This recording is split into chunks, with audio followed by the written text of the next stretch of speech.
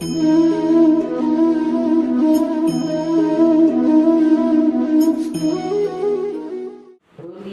श्री गुरु महाराज की जय। बोलिए श्री स्वामी जी महाराज की जय। बोलिए भक्त और भगवान की जय। बोल श्री संत सुखदेवानंद जी महाराज की जय। हाँ जी, हमारा कई दिनों से पहले से शुरू कर रखा है। जब से लॉकडाउन हुआ है, रामायण की चर्चा करते हैं, बड़ा अच्छा लगता है। घंटा बड़ा आत्म चर्चा में बीत जाता है, एक तत्व की बातों में बड़ा आनंद आता है। तो आज जितना पहले हो चुका है चल रहे हैं रामायण जी के उत्तरकांड से। काकभशुंड और गरुड़ का संवाद चल रहा है। क्या कहते हैं पक्षीराज गरुड़ जी काकभशुंड से? क्योंकि जब भरत पैदा हुआ, पक्षीराज गरुड़ को जब मेघनाथ ने ऐसा एक बाण चलाया, उसमें सर्प ही सर्प हो। भगवान राम को और लक्ष्मण को सर्पों ने लपेट शक्ति चूस रहे हैं। बड़ी चिंता सी खड़ी हो गई कि अब क्या किया जाए। उस वक्त नारद जी गए गरुड़ के पास। हे गरुड़, ऐसे ऐसे बात हो गई, जल्दी चलिए। भगवान राम को इस बंधन से छुड़ाइए, नागपाश से। तो गरुड़ आए। गरुड़ के आते ही सर्प सारे भागने लगे। भगवान राम के शरीर में और लक्ष्मण के शरीर में एक शक्ति का संचार हुआ, क्योंकि गरुड़ पक्षियों के राजा, गरुड़ का आहार सर्प है। और सर्पों ने गरुड़ को देखा, गरुड़ को देखते ही भाग गए। भगवान राम और लक्ष्मण का वो पाश जो था वो छूट। तब से गरुड़ के अंदर शंका पैदा हो गई, हो भगवान और उनको मेरी मदद की जरूरत पड़ी तो ये भगवान का ही की। भगवान तो आप सर्वशक्तिमान होता है। देखिए उस वक्त शंका इतनी बढ़ती गई, कई प्रकार के संशय मन के अंदर आते चले गए, प्रश्न उठते चले भगवान के प्रति। ये भगवान की माया है, बड़ी दुस्तर है माया। पीछे बता रखा है, आगे भी बताएंगे माया कितनी दुस्तर है भगवान की। वो किन किन रूपों में आ जाती है। तो आए भगवान शंकर के पास। प्रभु ऐसे ऐसे बात है। भगवान शंकर कुबेर के पास जा रहे थे, रास्ते में गरुड़ का मिलन हुआ। भगवान कहने लगे, गरुड़ तेरे संशय को दूर करने के लिए लगातार सत्संग की जरूरत है। क्योंकि हम बहुत बार कहते हैं सत्संग संशयों को मिटा देता है, धर्मों का नाश कर देता है। सत्संग जरूर श्रवण करो, कथा का श्रवण अति उत्तम है।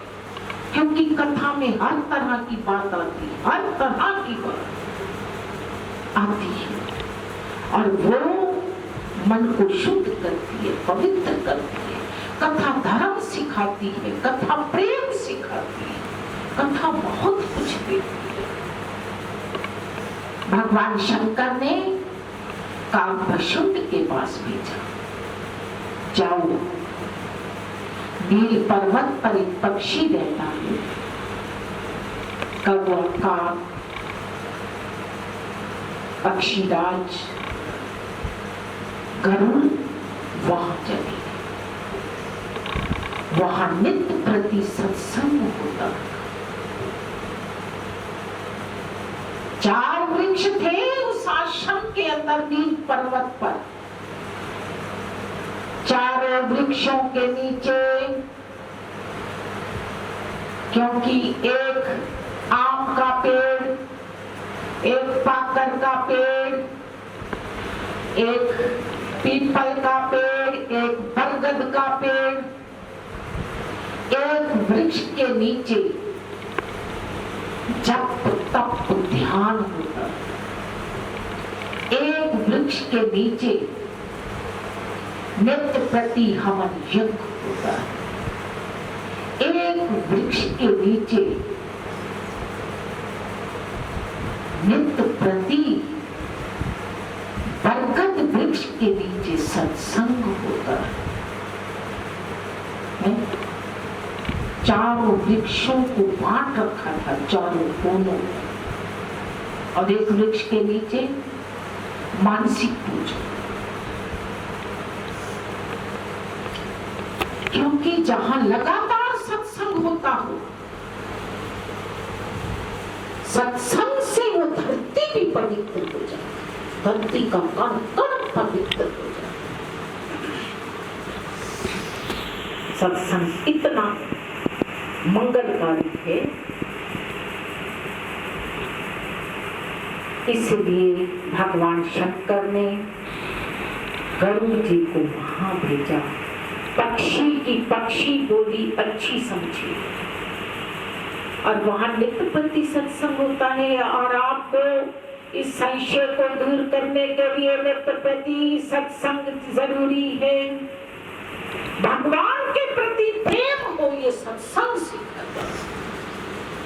बिना सत्संग के भगवान के प्रति प्रेम नहीं हो सकता। भगवान के संग प्रेम चाहते हो, भक्ति चाहते हो, ये सब सत्संग से निकलता। सत्संग का प्रवाह अति सुंदर है, क्योंकि गंगा, यमुना, सरस्वती, रामायण के अंदर ये तीनों नदियां बताई गई। प्रयागराज बताया गया, जहां गंगा है, यमुना है, सरस्वती। हम इस बात को आगे खोलेंगे। अब पढ़िए, क्या कुछ बताया। हे तात, जीव ईश्वर का अंश है। वह अविनाशी, चेतन, निर्मल और स्वभाव से ही सुख की राशि है। जीव कौन है? ईश्वर का अंश। ईश्वर अंश, जीव अविनाशी। बालकांड के अंदर चौपाई बता दी है। जीव कौन है? ईश्वर का अंश। तो ये क्या है? अविनाशी। अविनाशी किसे कहते हैं? जिसका नाश ना हो, वो अविनाशी है। अविनाशी है और चेतन है। चैतन्य है, ये जड़ नहीं है, जड़ शरीर है। ये चैतन्य है, सहज सुख की राशि है, स्वाभाविक सुखों की खान है। कौन? वो आत्मा। ये जड़ है शरीर। आत्मा सुखों की खान, वो चैतन्य है। वो तीनों काल चैतन्य है। क्या कहा? हे गोसाई, वह माया के वशीभूत होकर तोते और वानर की भांति अपने आप ही बंध गया। वाह वाह वाह। क्या हुआ? आपने तोते की कथा वार्ता सुनी होगी और बंदर की। बंदर क्या करता है? सुराही में चने पड़े होते हैं, वो हाथ डाल के चने निकालना चाहता है, मुट्ठी बंद करता है तो सुराही से मुट्ठी निकलती नहीं, उसे भ्रम हो जाता है मेरा हाथ किसी ने पकड़ लिया है, ये भ्रम हो जाता है। तोता जिस टहनी पर बैठता है वो पंजों से टहनी को काबू कर लेता है, टहनी हिलती है मगर वो क्या समझता है? टहनी ने मुझे पकड़ रखा है। पकड़ा किसने है? तोते ने, मगर उसे भास क्या हो रहा है? यही तो भ्रम है। उसे भास क्या हो रहा है? टहनी ने मुझे पकड़ लिया, मुझे टहनी छोड़ती नहीं, यही भ्रम है। जीव को यही भ्रम पड़ गया। ये संसार है, ये धिया पुत्र हैं, ये माल जायदाद है, इसने मुझे पकड़ लिया है। मगर उसने तो नहीं पकड़ा, वो तो जड़ है। सुराही कब बंदर को पकड़ सकेगी? भ्रम है उसका। टहनी कब तोते को पकड़ सकेगी? ये उसका भ्रम है। मगर जीव को कब ये शरीर पकड़ पाएगा? नहीं, ये भ्रम है। ये परिवार कब कैसे पकड़ पाएगा? जीव के अंदर ये भ्रम है। हम कई बार कहा करते हैं सत्संग के अंदर, श्री गुरु महाराज जी ने फरमाया, अपने पावन वचनों के अंदर बताया उन्होंने क्या कि एक बार एक राजा जनक के पास व्यक्ति आया, इन सब ने मुझे पकड़ रखा, मैं कैसे निकलूं? राजा जनक उस वृक्ष को पकड़ के जबरी पा के खड़े, वो आवाज लगा रहे हैं, कहते हैं मैं कैसे आऊं? इस वृक्ष ने मुझे पकड़ रखा है, मैं कैसे आऊं? ये वृक्ष छोड़े तो मैं आऊं। बोले कमाल है आपका, आप राजा हो, कमाल है, कहाँ पकड़ रखा? वृक्ष तो जड़ है, वो कैसे पकड़ सकता है? छोड़ो ना, आपने जकड़ रखा है। वही हाल है जीवों का, यही हालत है जीवों की। जीव माया में जकड़ा पड़ा है, ये मेरा है, वो मेरा है, वो मेरा है, मगर देखो तो सही क्या है तेरा? तेरा है क्या? किसने पकड़ रखा है? ये तो अपना भ्रम है, तोते की तरह, बंदर की तरह, ये तो भ्रम है। और जब तक इस भ्रम को नहीं तोड़ेंगे, ये नहीं टूटेगा। ये कब टूटेगा? बार बार कथा का श्रवण करने से ये भ्रमों का नाश होगा। इसलिए कथा का श्रवण अति उत्तम बताया। इस प्रकार जड़ और चेतन में ग्रंथि पड़ गई, जड़ चेतन की गांठ पड़ गई। ये जड़ चेतन की गांठ पड़ गई, बहुत गहरी, सुलझती भी नहीं, उलझती चली जा रही, उलझती चली जा रही। मन के अंदर ये बहुत दृढ़ता होती जा रही, ये मेरा है, वो मेरा है। कोई चीज, किसी चीज को कोई हाथ तो लगाए है, उसी वक्त चौक पड़ते, क्यों ये मेरी है? कितना अंदर आभास है मेरे पने का, देहाध्यास शरीर का, ये मेरा है। दौड़ के कहती है मगर कहते हैं ना, ज्ञानी और बच्चे की दृष्टि एक होती है। बच्चा अगर कहे भी सही ये मेरा है, उसमें अहम नहीं होता, और ज्ञानी अगर कहे ये मेरा है, उसमें अहम नहीं होता। उसे पता है व्यवहार करने के लिए कहना, मगर वास्तविकता में उसमें वो अहमपना नहीं, उसके अंदर वो जीवन का, इसकी चेतन की गांठ जो है ना, उसके अंदर नहीं। मगर संसारी जीवों के अंदर वो जीव और चेतन की गांठ जो है वो उलझती चली जा रही है। यद्यपि वह ग्रंथि मिथ्या ही है, तथापि उसके छूटने में कठिनता है।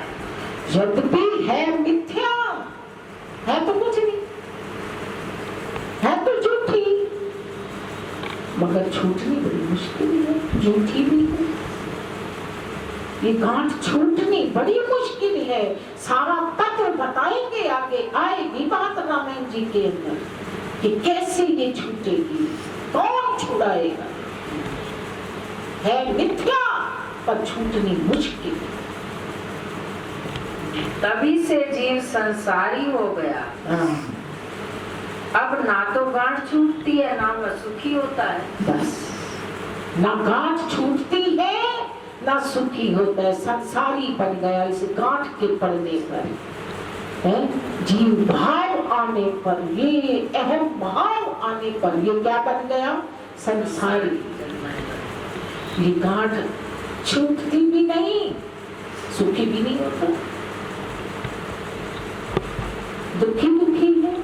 वेदों और पुराणों ने बहुत से उपाय बतलाए हैं। हाँ जी। पर वह ग्रंथि छूटती नहीं, वरम अधिकाधिक उलझती ही जाती है। कैसे भला?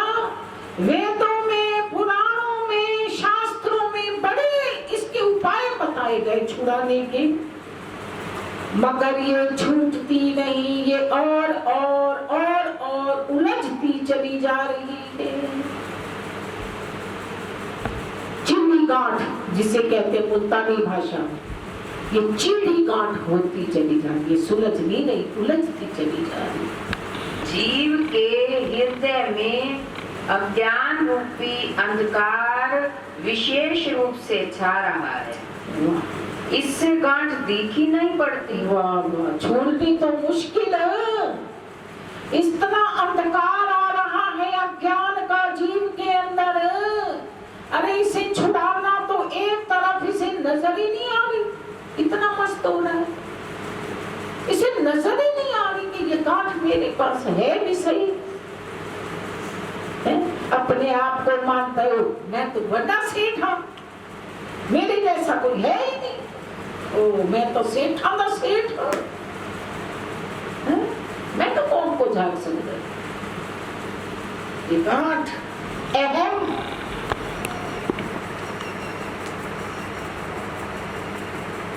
जब कभी ईश्वर ऐसा संयोग उपस्थित कर देते हैं, तब भी कदाचित वह ग्रंथि छूट पाती है।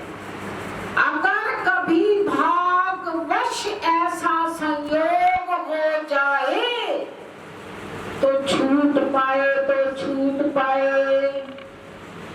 नहीं तो हम कल परसों एक बात कह रहे थे, श्री स्वामी जी महाराज जी ने बताई थी, एक शब्द भूल गया था, वो हमें याद आ गया। कौन सा?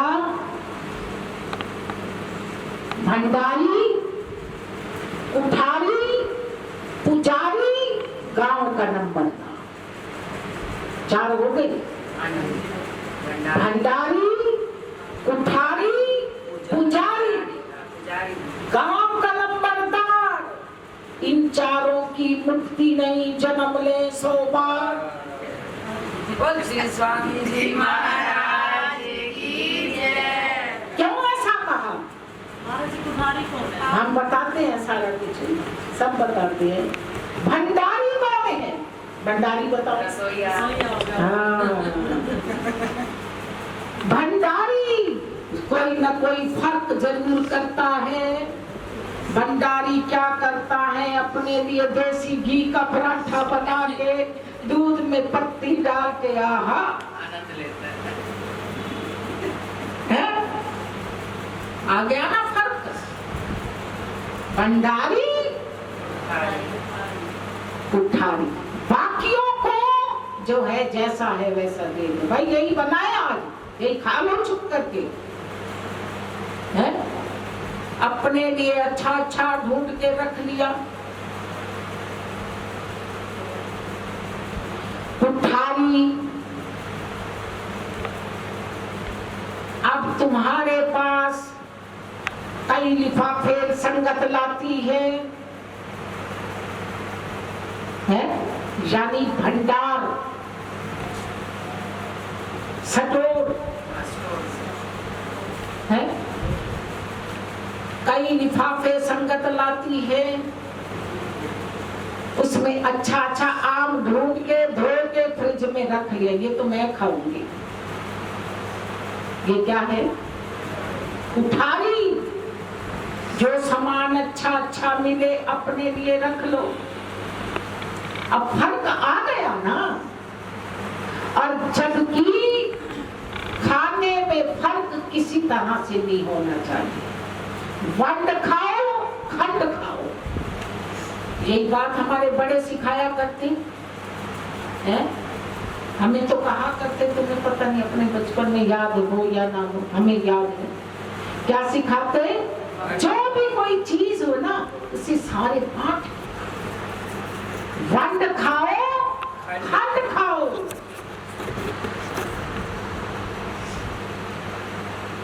है?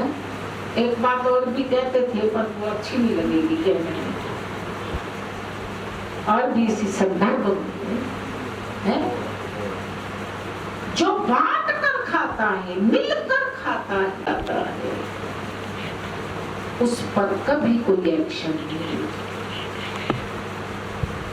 श्री गुरु महाराज जी कथा सुनाया करते, हमें है तो थोड़ी थोड़ी याद आ जाएगी शुरू करने पर। ये फरमाया उन्होंने अपने पावन वचनों के अंदर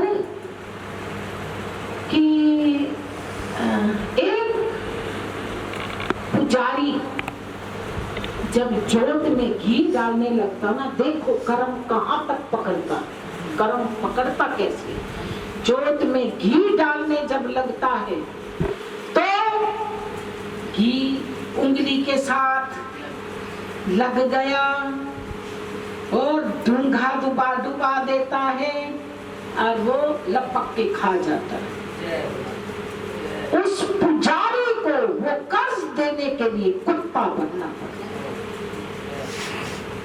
कर्म यहाँ तक ले जाता है। श्री गुरु महाराज जी फरमाया करते हैं,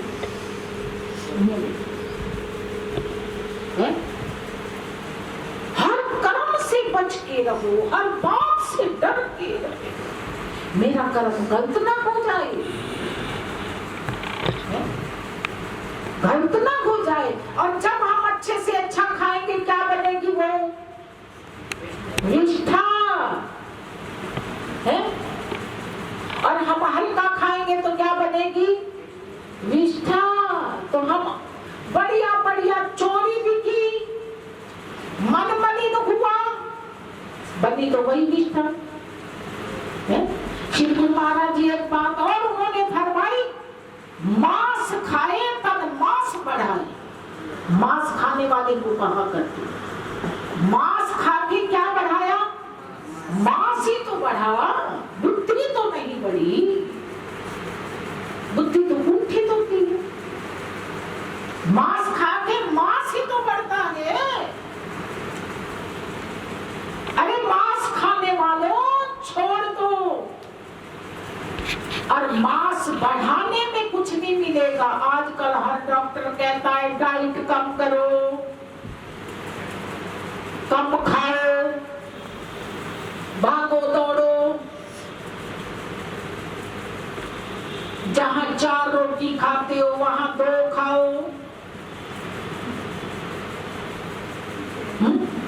कम खाओ, जहां 2 परांठे खाते हो वहां 1 खाओ। अपना सकते अपने सुख के लिए, क्योंकि ये काया अच्छी, ये मन अच्छा, मन पर भी तो प्रभाव पड़ता है? मन पर भी तो प्रभाव पड़ता है। जितना खाते जाएंगे विकार बढ़ेंगे, मन बुद्धि मोटे। इसलिए कम खाओ, कम खाना सीखो,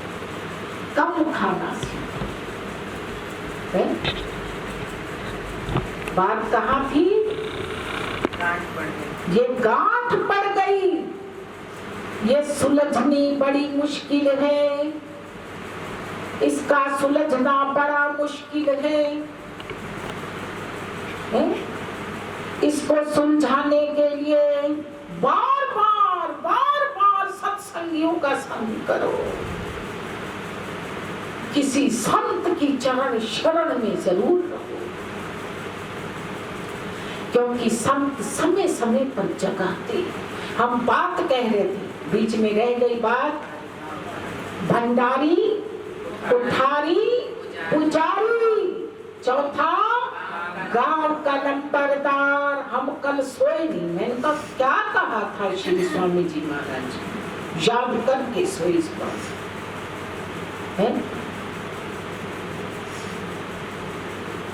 गांव का नंबरदार, किसी के हक में फैसला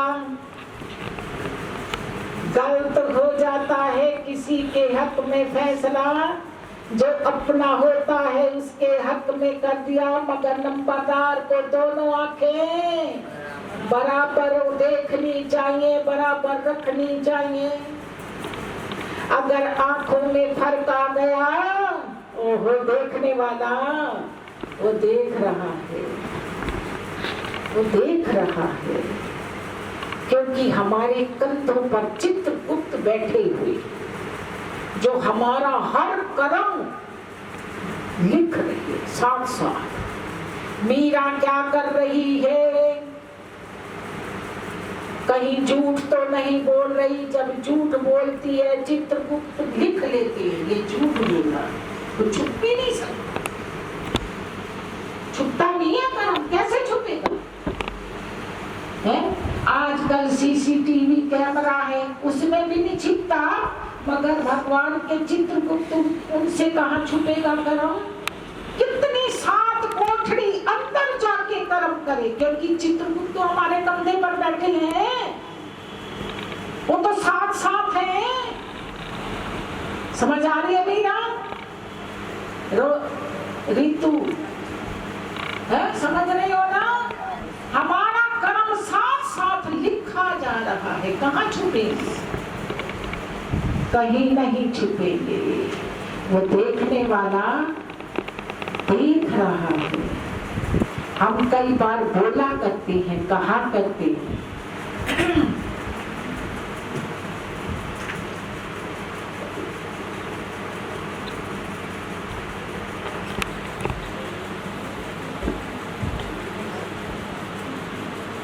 हर वक्त होशियार रहो।